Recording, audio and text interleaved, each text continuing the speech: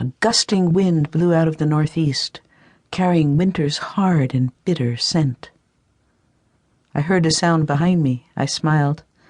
Mara must have been awake after all and followed me. I turned to greet her. It was Vintel. I was too surprised to speak, and a fear I didn't understand prickled along my backbone. "Have you not the manners to say good morning?"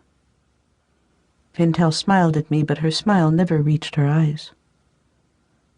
"Good morning," I said. "You rise early." "Yes." "Earlier than your warrior?" "Sometimes."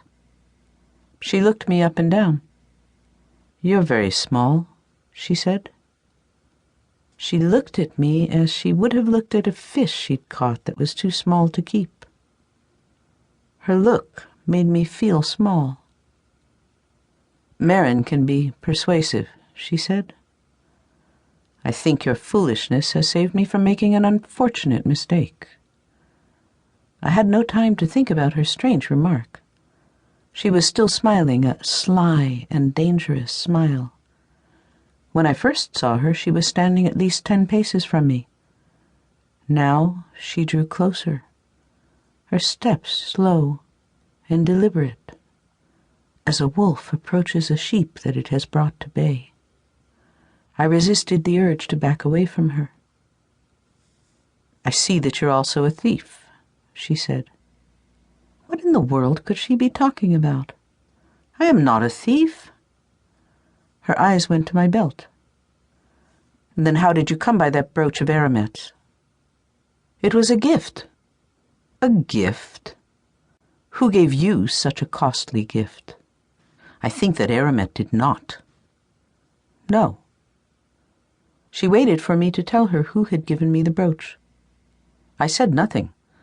I didn't want to cause Sparrow any trouble with Vintel, but there was another reason I didn't speak. Whether or not Vintel believed I'd stolen the brooch, the accusation was a deliberate insult meant to humiliate me. An angry little flame began to burn inside my chest. "If you can't name the giver of the gift," she said, "then I must believe that you took it from Aramet's things when I sent you for her grave goods." "I did not," I said. A sudden gust of wind blew something into my eye. I ignored it.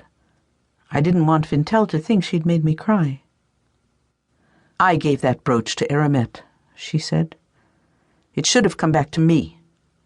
Give it to me now, and I'll say no more about it." She reached out her hand. I didn't move. I knew that I should give her the brooch, that once I'd given in, her pride would be satisfied, but I couldn't do it. I was too angry. "You truly are a fool," she said. She took another step toward me. "In that case, I'll take back what belongs to me and whip the puppy that ran off with it." It was not her words that frightened me. It was her eyes. She was so close now that it was no use trying to run away, even if I could trust my legs to carry me. Vintel saw my fear, and she enjoyed it.